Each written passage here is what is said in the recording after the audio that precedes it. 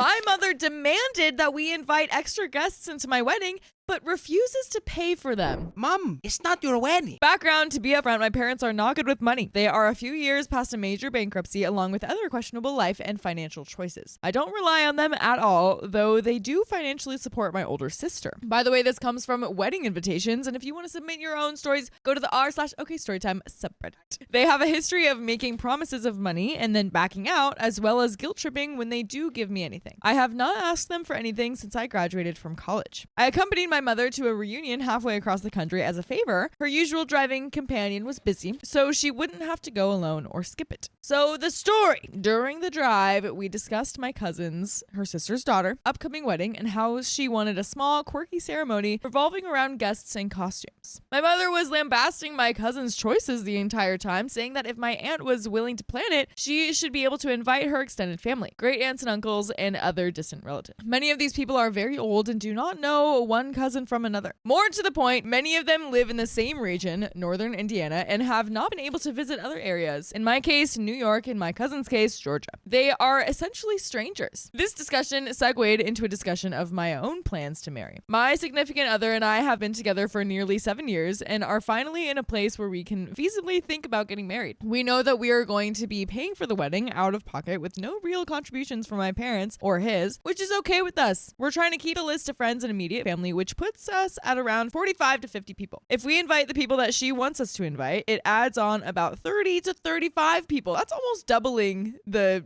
guest list. She said that we wouldn't have to invite them to the reception, just the ceremony. The problem with that is that we were not planning on having a huge ceremony. Something small in a local historic park, cheap. Neither one of us are religious, so having it in a venue such as a church seems silly. Plus, if these people showed up, I know that I would be strong-armed into letting them come to the reception. She admits it's essentially an invitation to send a gift, which seems silly to me. An extra 30 or 40 invitations that just invite to the ceremony would essentially double our budget for the invites and an expenditure that we really can't afford if we're trying to be economical. It also raises another problem. Like my mother, his mom also comes from a large family. If we invite extended family from my side, we will be expected to invite from his side. His mother's family is even larger. His mom is one of 12. A few years ago, his sister got married and has told me that covering the extended family plus children ended up being 48 extra invitations. Most of these people ended up flying out for the reception and caused some last minute drama in which my sister-in-law did not want kids at the venue,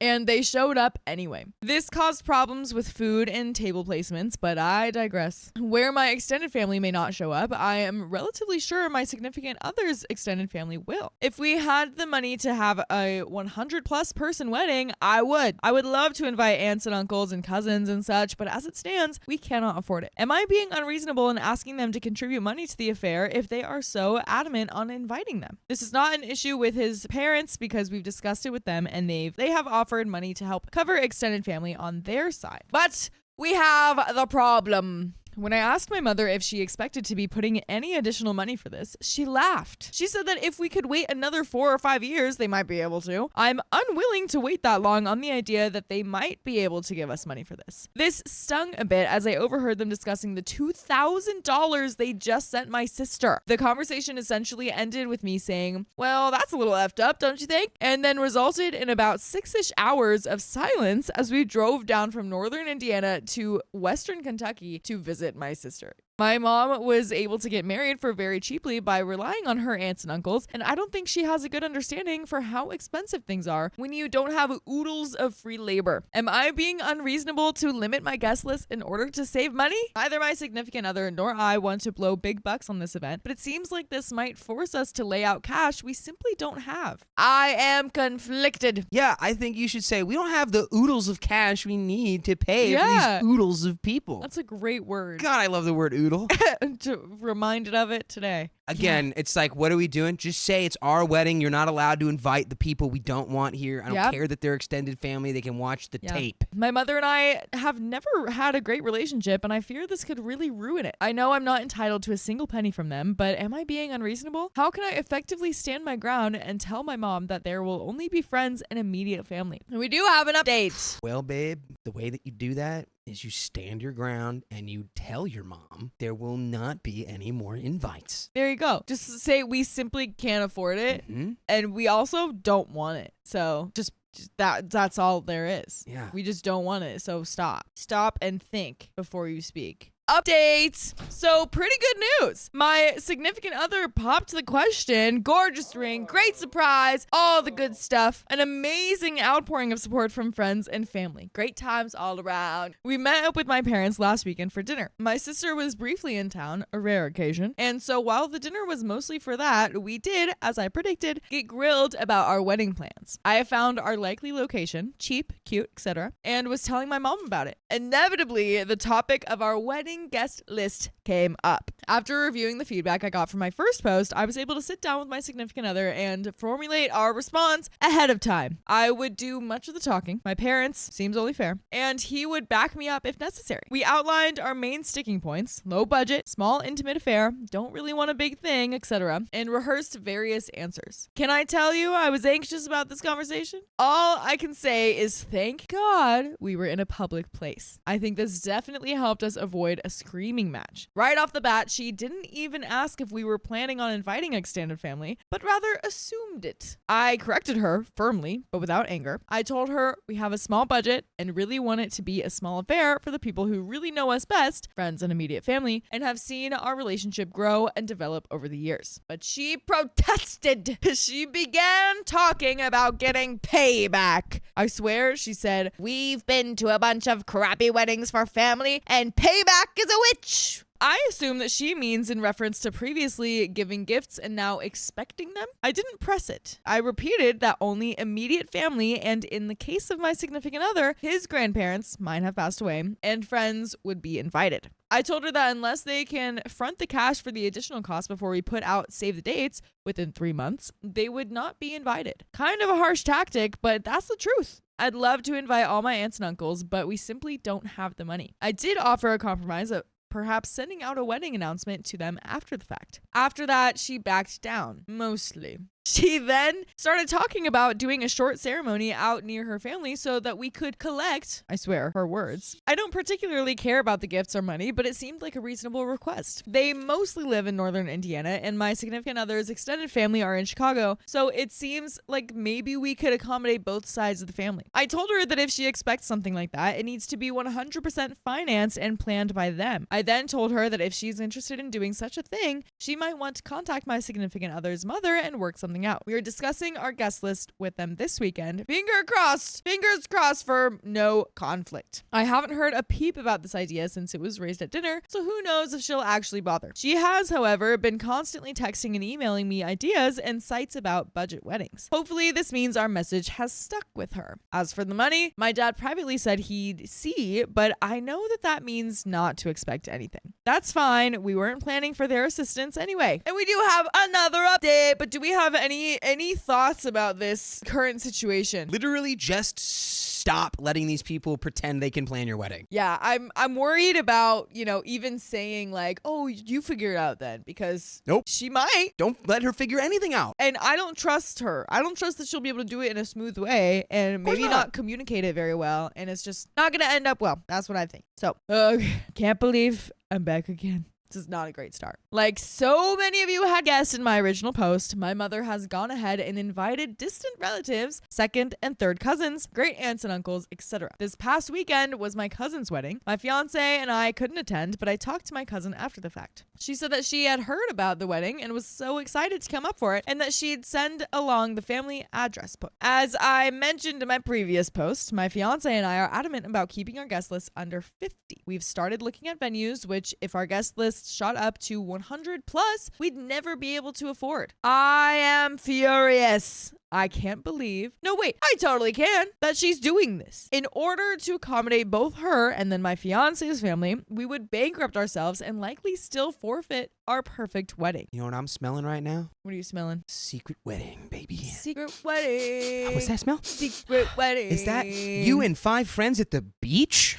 Whoa, crazy. Yeah, this definitely calls for a secret wedding. Yeah. It calls for like, hey, postponing the wedding or canceled. We actually don't want any ceremony. We're just going to the courthouse and then, just do a regular one. You should cancel it for the most like clearly fake reason. Yeah. Like, oh, we both got food poisoning at the same time, but we ate from different places. Isn't that crazy? As I mentioned in my previous post, she is not offering any money to help offset the costs of her large family. So Reddit, I needed some advice on a few things. I need to know how I can tactfully uninvite people, should I even. They won't be getting an invitation or save the date, but I feel as if I need to let them know up front that they shouldn't expect one. So wait, okay, I feel like we've got a few questions here. I think we need to give short answers for one-on-one. So with this one, how can I tactfully uninvite people, or should I even? Cancel the wedding. Cancel the wedding. Reschedule the wedding. Get married secretly, and then do another one where there's no pressure and the stakes are as low as possible. Another question: how can I make a clean break from my mother? I would like to preserve what little relationship I have with my father, but I am 100% done with my mother. I can't have her in my life when she's going to behave like this. What's her answer? Tell your dad exactly what you just texted, and also tell your mom you are done because of her behavior. Another question: am I overreacting? I feel as if I'm making the right decision, but I grew up thinking that my reactions were overblown and that I was being unforgiving or ridiculous. There's a huge part of me that just wants to just forget it and let things be fine because I am reluctant to make the break. How can I get her out of my head and out of my life? Don't let her plan important things in your life. I don't necessarily know if you want to. It sounds like you're kind of conflicted about it, if you even want to go full no contact here. Yeah. I think the context is like, Mom, you are not my right hand right now. You are not planning my wedding. You don't get to unilaterally invite these people. And then you go behind my back. I am no longer involving you in any planning of any major life event I have. Boom. And you can either respect that or be really upset about it. And then you can make your decision if you want to continue to talk to me, you know? Yeah. But just be firm. Say, this is why, this is what's happening. It's not going to change until you make changes. Yeah. Like how you behave with me. Literally, I told you why we couldn't do what you wanted to do, and then you did it anyway, and now we have to pay for it, and we have to uninvite people. You know what? Make the mom uninvite people. That's what she needs to do. She needs to make the mom go to these people and say like, hey, I invited you without offering to pay for you. Like, I said that I would pay, and then I didn't, and now, like, because they don't have the money to pay for brilliant, it. So, I believe, brilliant idea. Put that on the mom. So we have an edit, though. Oh God, so much really amazing advice here. I really appreciate all the feedback I've gotten about this ongoing saga. I thought I would wait until Thanksgiving to confront her, but it turns out she decided to give me a ring this evening. Oh joy. Earlier today, I had posted a small bit on Facebook about how my fiance and I had found our wedding bands and that we were making small steps to locking down a venue. Just general stuff, no specifics. Well, she called to ask what they look like and acted as if everything was okay. I don't think she knew I found out about her little stunt this weekend. She acted super interested in the rings and how I found them and blah, blah, blah. This quickly segued into venues. I told her that I wasn't going to be looking at the summer camp that she suggested because it really didn't fit into our style as a couple, trying to keep it polite but firm. Then she let it slip that we might need some extra room for people if Uncle X and Aunt Z and company show up. At this point, I am seeing red. I know where she's going with this. She claims that she might have mentioned it over the weekend and they'd really like to come. I told her,